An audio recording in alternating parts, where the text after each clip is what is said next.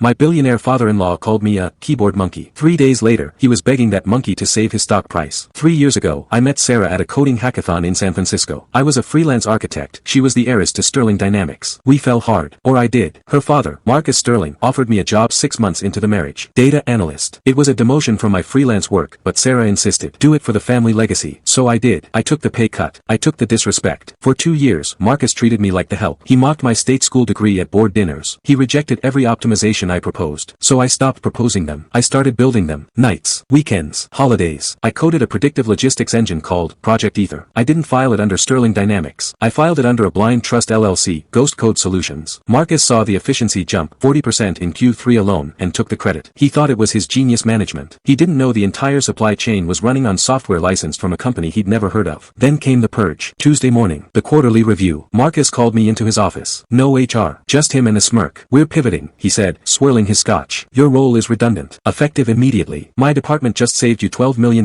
I said, calm. And we appreciate the donation, he laughed. But Sarah needs a husband with ambition, not a keyboard monkey. That night was the final blow. Sarah stood in the foyer of the house I spent 2 years renovating. It's nothing personal, she sighed, handing me the motel list. Dad thinks you're holding me back. And honestly, I agree. You just don't fit the Sterling image. She didn't even look up from her phone. You're evicting me, I asked. I'm uncoupling, she corrected. The prenup is clear. You leave with what you came with. I walked out with my clothes and my laptop. I checked into the Motel 6 off the highway. The room smelled like stale smoke and despair. But I wasn't despairing. I was checking the server logs. That's when the real bombshell dropped. The licensing agreement for Project Ether was set to auto-renew at midnight. Buried in the terms of service, immediate termination clause 4, hostile action against principal developer. Firing me wasn't just a breakup. It was a breach of contract. At 11:59 p.m., I revoked the license key. I didn't crash the system. I just turned off the brain. By 6 a.m., the Sterling Dynamics logistics network was paralyzed. Trucks stopped moving. Orders vanished. The predictive routing failed. The first call came at 6:15 a.m. Marcus. Then Sarah. Then the CTO. By noon, I had 94 missed calls. Marcus's voicemail, what did you do? Fix it. We're losing $1 million an hour. Sarah's text, Liam, please. Dad is having chest pains. Just come home and we can talk. I let them sweat for 3 days. In that time, I fielded offers. Amazon, FedEx, Maersk. They all knew Ether was the secret sauce. I signed with their biggest competitor for a VP title and a 7-figure signing bonus. 6 weeks later, Sterling stock plummeted 22%. The board forced Marcus into early retirement. Sarah showed up at my new penthouse lobby with a potted orchid. I was confused, she pleaded, tears perfectly staged. Dad pressured me. I still love you. You didn't love me, I said, pressing the elevator button. You loved the convenience. We can start over, she whispered. I already did, I said. And I upgraded the security. I didn't destroy them. I just took back what was mine. The most dangerous thing you can do to people who use you is simply stop being useful. They thought I was the load-bearing wall they could knock down for a better view. They forgot I was the foundation.